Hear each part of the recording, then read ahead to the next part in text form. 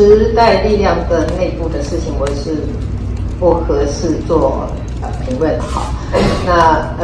但是呢，我必须特别肯定哦，时代力量的这个林长佐立委还有洪世勇立委，他们都是非常认真哦，也非常优秀的人才哦。至于民进党跟时代力量将来要做什么样的共同的努力哈，或者有什么样的合作的方式哦，那我想我们的党中央哦会依循我们的决策的机制哦来进行沟通跟决策。这几天中国方面所做的这个决策哦，这个让自由行的，尤其是年轻人自由行来自于中国大陆的自由行的这些青年朋友啊，不能到台湾来啊，我们就已经觉得是一个战略上非常大的错误了哈。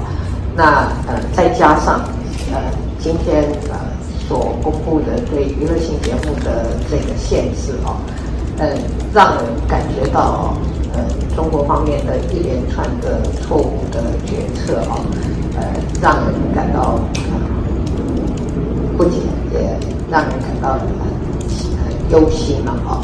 那至于不要等到历史来证明错误了哈，我觉得历史现在就已经，我不用等到历史了，我们现在就已经很清楚的看到这一连串的决策是战略性的错误。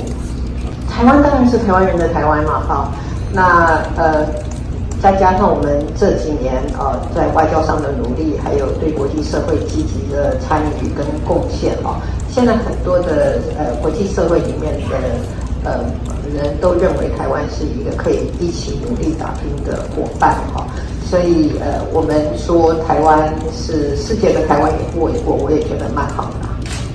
也希望说不论是台湾派还是中华民国派啊，或者中华民国台湾派，我们都要团结起来啊，来一起面对我们的挑战，来守护我们的主权，守护我们。张卓跟我很好的，你们要晓得。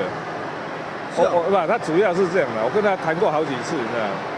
他们自己整个时代力量政策摇摆不定，然后里面有各种想法，包括这个大绿小绿，到底他们要怎么做？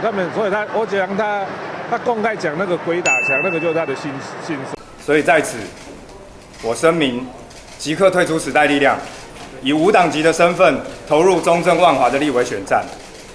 第二，基于台湾的国家利益，总统候选人支持蔡英文连任。真的，他觉得整个时代力量内部的政策在鬼打墙。那会希望找林长佐加入啊？会找林长佐加入台民党？没有啦，其实我跟你讲我那个开玩笑说，我们那个叫仓促起义，什么意思呢？我们本来只是送一个在网络上登记一下，结果吧，结果内政部就把消息都放出去了。他还说他还说申请不是机密文件。坦白讲这政府的这种纪律这么烂，还有多大的？我们什么都没有准备，你知道？什么党纲、党章，什么通通没有准备，现在才要开始写。所以那个到底要怎么招募？我们的支持者只有70%是重叠的。那现在的话，您要如何去争取到时代力量过去的支持者？有信心争取到？没有啦，这个就还是一样的我们也没有说刻意要去争取谁啦。我倒觉得这样民意专业价值，民意固然很重要的，可是你还是有你的专业，有你的价值。